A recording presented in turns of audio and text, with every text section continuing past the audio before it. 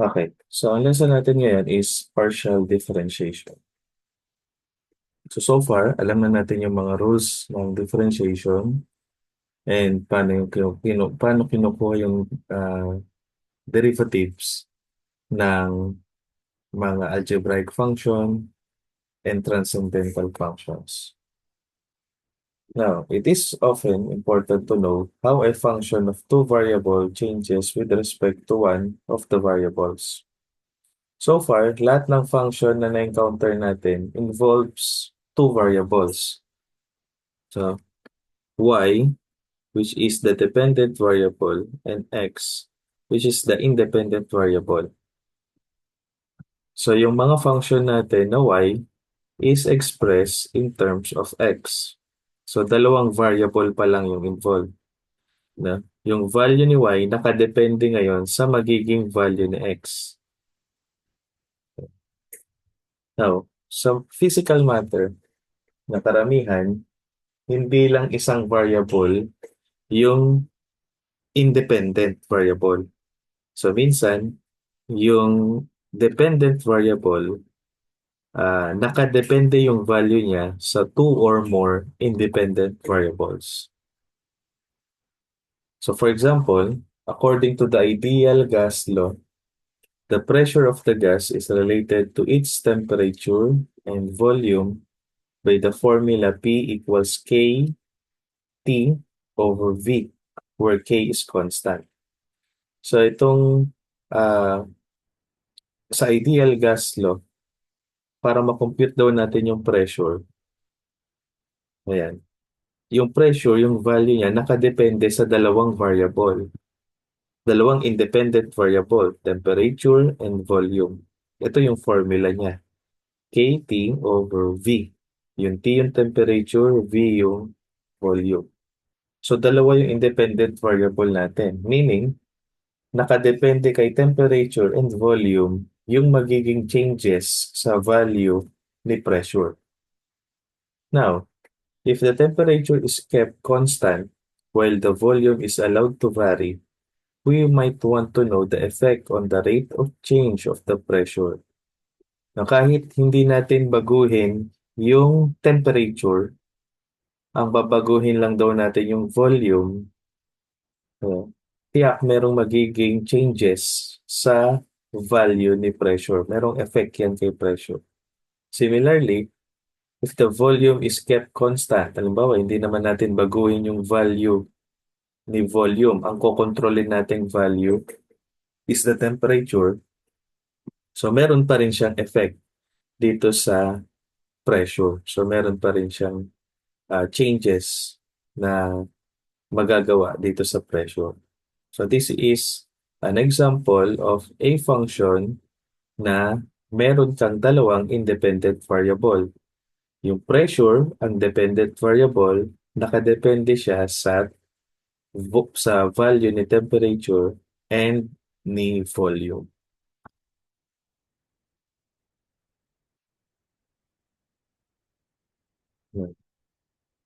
Now, so far, yung process ng pagkuha natin ng derivative, meaning, pagkuha natin ng rate of change ng isang function, so, meron tayong mga established na rules, katulad ng sinabi natin kanina.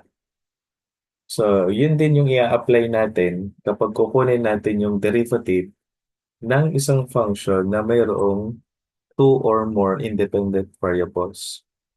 And the process of differentiating functions of several variables is called partial differentiation. And the resulting derivative is partial derivative. Ayan. So kapag meron tayo again, two or more independent function o two or more independent variable, yung process ng pagkuha natin ng derivative niya or ng rate of change is partial differentiation. And the resulting derivative is called partial derivative. Now, later on, malalaman natin bakit partial, no? So, ito yung root word niya, yung part by part. Ayan. Now, kung maalala natin, the derivative of a function of single variable, f, is defined to be the limit of difference quotient, namely f prime of x is equal to the limit of f of x plus h minus f of x all over h as h approach 0. So ito yung formula natin sa pagkuha ng rate of change or derivative ng isang function na mayroon lang isang nakadepende lang sa isang variable. So yung f prime of x or y prime, yan, yung derivative ni y, nakadepende lang siya sa isang variable which is variable x. Yan, so ito yung formula natin to find the rate of change. Sa partial derivatives with respect to two variables, so x or y are defined similarly. So halos pareho lang yung formula natin sa partial differentiation that involves two variables, x and y. So ito yung itsura niya. Now, since yung function natin, meron tayong bagong function na dalawa yung independent variable. So yung function natin nakadepende na ngayon kay x and y. So pwede tayong mag-introduce ng another variable na z. So itong z na to, ito na ngayon yung magiging dependent variable natin. Yan, dependent. Nakadepende kay variable x and variable y yung magiging value ni z. Okay? So kapag ganon, partial differentiation.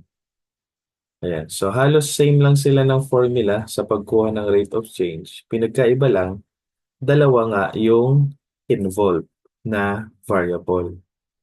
Now, kung titingnan natin itong formula, meron tayong dalawa. No? Kapag 2 yung ating independent variable, meron tayong or dalawang process sa pagkuha ng derivative. Una, with respect to x and with respect to y. So, paano yun? For the partial differentiation of a function of two variables, let's say z equals f of x and y, we define the partial derivative with respect to x by regarding y as constant while differentiating the function with respect to x. Similarly, the partial derivative with respect to y is found by regarding x as constant while differentiating with respect to y.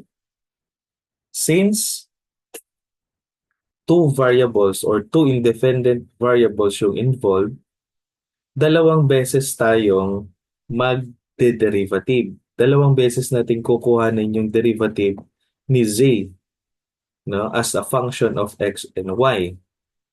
Now, partial ang gagawin natin pagkuha ng derivative. Bakit partial? Kasi kukunin natin yung derivative pa isa-isang with respect to isang variable muna. So pa isa-isang variable lang. So for example, with respect to x muna.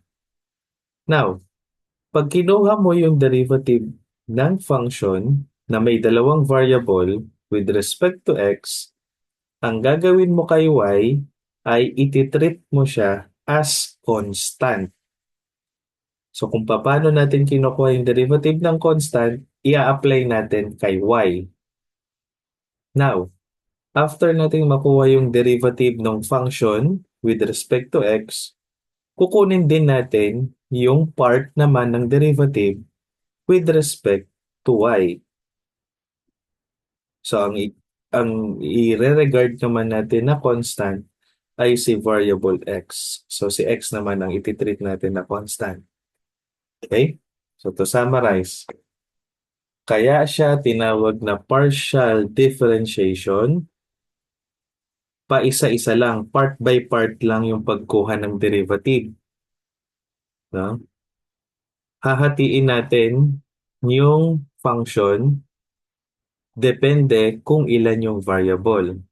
Kung dalawa yung variable, let's say x and y, kukunin natin yung derivative ng function with respect to x muna. Then we will treat y, the other variable, as constant. After nating makuha yung derivative ng function with respect to x, kukunin naman natin yung part ng derivative ng function with respect to the other variable or variable y. Ang ititreat naman natin constant ay si x. Okay? Ayan. So, ito yung ginagamit natin. Ayan. Ito yung ginagamit natin to denote partial derivative. Ayan. Fx of or f sub x of x and y.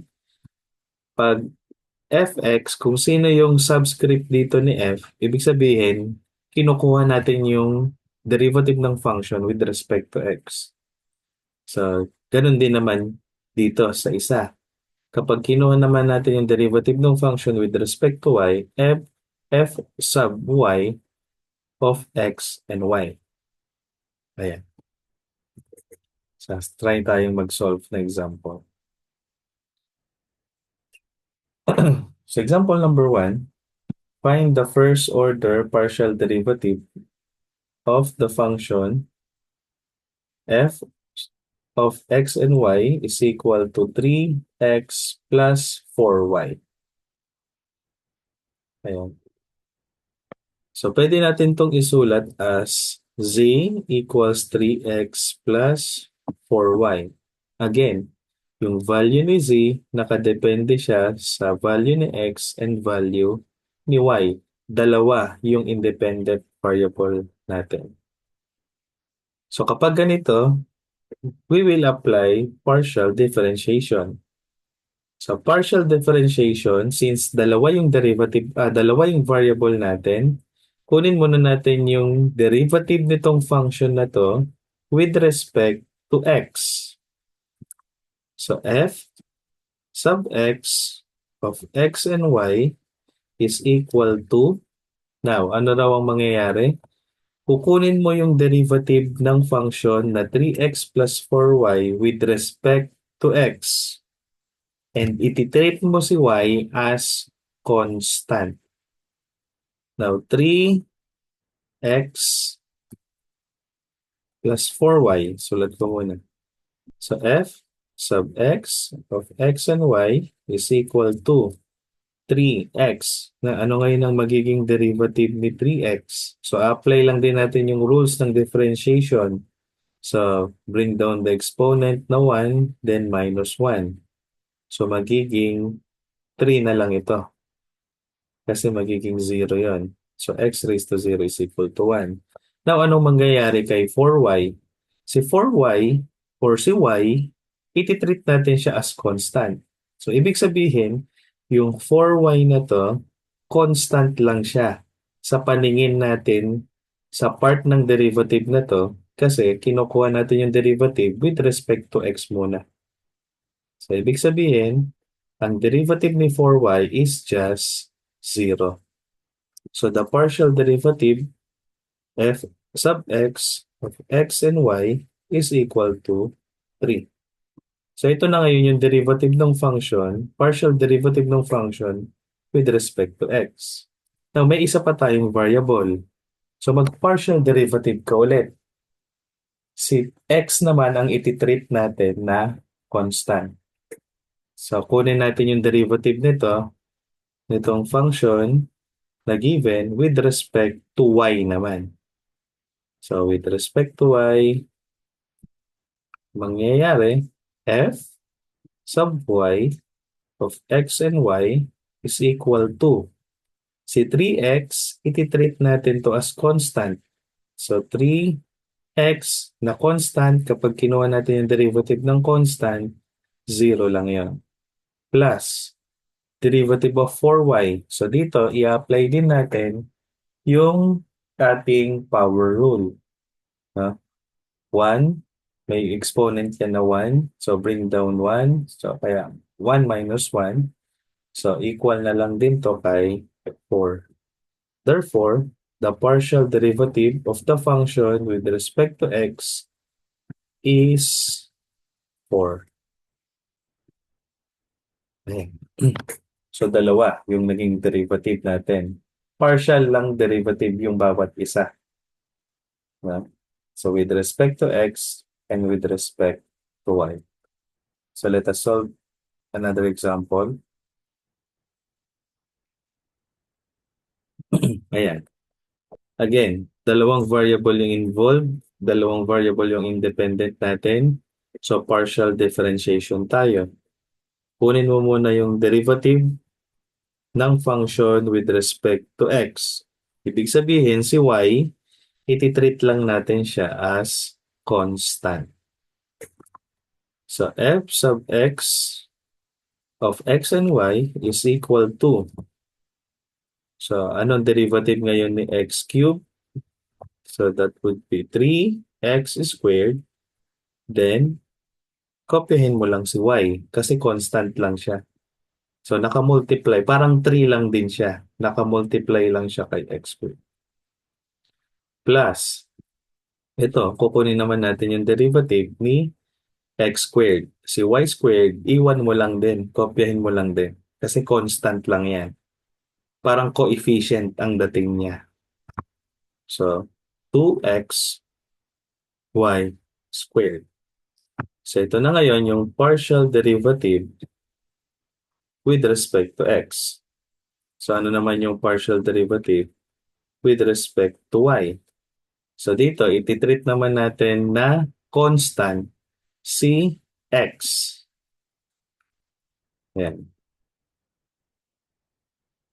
So, since constant siya dito, magkatabi sila ni y, hindi mo siya gagalawin. Kasi constant lang yan eh. Ang kukuhanan mo ng derivative ay yung y. Parang coefficient lang niya ito. Si x cube, parang coefficient lang niya si y. Baliktad. Tama. Si x cube, coefficient ng y. Ayan. So, anong derivative ni y? Derivative na ngayon ni y natin is just 1. No, kasi 1 minus 1 yun. So, 0. Plus, ito, yung x squared, ititreat mo lang siya as coefficient. Kopyahin mo siya x squared. So, kunin mo yung derivative ni y squared. So, 2y. Yan. So, 2y. 2 minus 1. Kaya may 1 pa doon. So, i-arrange lang natin. X cubed plus 2x squared y. So, ito na ngayon yung derivative or partial derivative ni x, y with respect to y.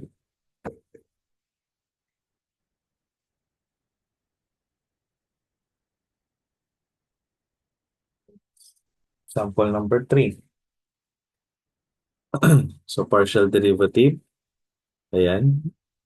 F, x of x and y is equal to, derivative natin tong function na to with respect to x. So, x raised to 4. So, bring down 4x cubed plus 6 square root of y. Now, remember, we will treat y as a constant. And the derivative of constant is just 0. So, parang 0 lang din to. So, plus 0. Yung 10, 0 lang din to kasi constant siya. So, minus 0. So, therefore, the derivative or partial derivative of the function with respect to x is 4x cubed. Ito yung isa. Para naman sa derivative ng function with respect to y, ayan, ititreat naman natin si x as constant. Now, since x raised to 4 is constant, ay, dapat x, dapat y na to. Fy. So, x raised to 4 is constant, 0 lang siya. Plus, 6 raised to 1 half. So, ito ay 6. Copying lang natin. Tapos, i-derivative natin ngayon to with respect to y. So, yung square root of y equal siya sa y raised to 1/2. So, ang gagawin natin, bring down the exponent, 1/2 times y, 1/2 minus 1, minus 0. So, fy xy is equal to 6 times 1/2, that is 3. 1/2 minus 1, that is negative 1/2. So, y raised to negative 1/2. So, palitan lang natin yung negative exponent. So, 3. Ibaba lang natin. Teka, i-write natin dito. So, yung negative exponent, palitan lang natin siya. Ibig sabihin, ibalagay lang natin to sa denominator. So, magiging 3 all over y raised to 1/2 or square root of 5. So, ito na ngayon yung partial derivative ng function with respect to y.